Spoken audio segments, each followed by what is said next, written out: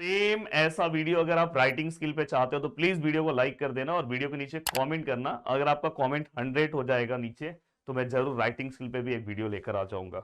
अब देखो दोस्तों, मराठी ग्रामर के अंदर मार्क्स स्कोर करना बहुत ही ईजी है। अगर आप थोड़ा सा स्मार्ट तरीके से चलोगे तो आपको आराम से मार्क्स मिल जाएगा और मराठी ग्रामर का जो 16 मार्क्स है ना, वो आपके झोली में आपको तुरंत मिल जाएगा। अब मैं यहाँ पे अगर बात करूं तो क्या क्या चीजें आपके लिए बहुत ज्यादा जरूरी है, कौन कौन से टॉपिक पे फोकस करना चाहिए, दोस्तों यहाँ पे मैं टॉपिक दे रहा हूँ और ऐसे ही डिक्टो सेम टू सेम आपका पेपर आएगा, चाहे आप 9th में हो चाहे आप 10th में हो। 9th वालों का हो सकता है इसमें एक आध जगह पे थोड़ा चेंज हो, पर ऐसा ही आपका पेपर आपको दिखाई देगा। आप देखो पहला क्वेश्चन फिक्स है, वाक्यांचे प्रकार ओळखून लिहा। और ये पूरे ग्रामर का जो पूरा का पूरा जो वीडियो है दोस्तों, उसका लिंक भी मैं आपको दे दे रहा हूं, बस वो एक वीडियो देख लो, आपका पूरा ग्रामर रेडी हो जाएगा, आपको अलग से कुछ करने की जरूरत नहीं है।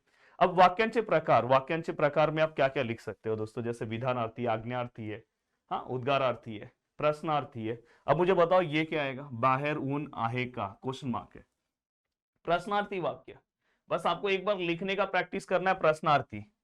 अब यहाँ पे अगर आप जैसे ही लिखने का प्रैक्टिस करोगे, आप देखो ते काम खूब मोटे आए, यहाँ पे क्वेश्चन मार्क है नहीं, प्रश्नार्थी नहीं है। यहाँ पे एक्सक्लेमेटरी मार्क नहीं, उद्गार्थी नहीं है। ये अगर यहाँ पे कोई भी ऑर्डर नहीं दिया तो आज्ञार्थी नहीं है, तो क्या है, विधानार्थी। और अगर उसके अकॉर्डिंग अपने को तुरंत एक झटके में 2 मार्क्स मिलता है, तो ये तरीका होता है जिससे हम फास्ट कम टाइम में ज्यादा मेहनत करके और ज्यादा मार्क्स स्कोर कर सकते हैं।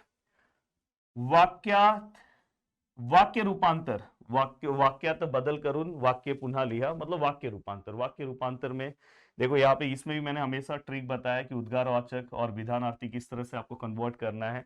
तो प्लीज आप मेरे वीडियोस को देखो तो आपको एक झटके में पता चल जाएगा। मतलब ये देखो प्रश्नार्थी में है, इसको हमें विधानार्थी में कन्वर्ट करना है। अब यहाँ पे अगर मैं आगे की ओर आऊं, देखो यहाँ पे, देखो दोस्तों यहाँ पे दिलेला वाक्यांश वाक्य प्रचाराचा अर्थ सांगून वाक्यात उपयोग करा कोणत्याही दोन। अब यहाँ पे हमें क्या करना है दोस्तों, उसका मीनिंग लिखना है और मीनिंग लिख के उससे रिलेटेड एक वाक्य बनाना है। और ये टोटल हमें 2 सॉल्व करने का 4 मार्क्स मिलता है। तो इसमें आपको मैंने जो मेरे वीडियोस में जितने भी बताए हैं, और इवन मैं जल्दी बोर्ड एग्जाम के लिए स्पेशल 2026 के लिए, अभी तो आपका सेमिस्टर एग्जाम से रिलेटेड बता रहा हूँ, बोर्ड एग्जाम 2026 के लिए मैं आपको बता दूंगा। तो बस आप उतना कर लोगे, आपका काम हो जाएगा। तो वाक्य प्रचार याद रखना जितना भी है, मैं तो बोलूंगा जितना आपके पेपर में आ रहा है, तो उससे रिलेटेड जो आपके डाइजेस्ट में उतने, जैसे यूनिट नंबर 1 यूनिट नंबर 2 आ रहा होगा, तो उसके रिलेटेड जो भी आपके डाइजेस्ट में क्वेश्चन है दोस्तों, उसको आप करना स्टार्ट कर दो। एक बार रीड कर लो तो भी काम हो जाएगा। नेक्स्ट पार्ट है शब्द संपत्ति। शब्द संपत्ति में दोस्तों समानार्थी शब्द, विरुद्धार्थी शब्द, शब्द समूहाबद्दल एक शब्द, और चलो इसका आंसर अगर किसी को पता है तो बताओ, दुसऱ्यांवर अवलंबून असणारा, क्या आएगा, पराव से कुछ है, पराव। मैं आपको हिंट दे रहा हूं, आप बताओ आंसर। अब यहाँ पे दोस्तों ये वचन लिया, तो दोस्तों शब्द संपत्ति में हमेशा इसी तरह के क्वेश्चन आएंगे। जैसे यहाँ पे वचन लिया, कभी कभी ऐसा आ सकता है कि वचन ओढ़ा, कभी ऐसा आएगा कि आपको यहाँ पे आपको शब्द समूह, ये तो फिक्स है दोस्तों शब्द समूह, और जो मैं शब्द समूह दूंगा इवन जो वीडियोस में, वो आप अच्छे से कवर कर लो। जल्दी मेरा क्रैश कोर्स आने वाला है, वहां पे तो मैं सब चीजें आपको प्रोवाइड करूंगा। नेक्स्ट पार्ट आता है दोस्तों लेखन नियम अनुसार लेखन।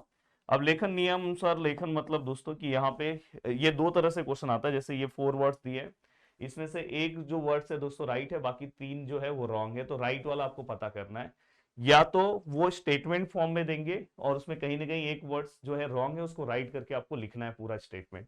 एंड दोस्तों इसके बाद विराम चिन्ह।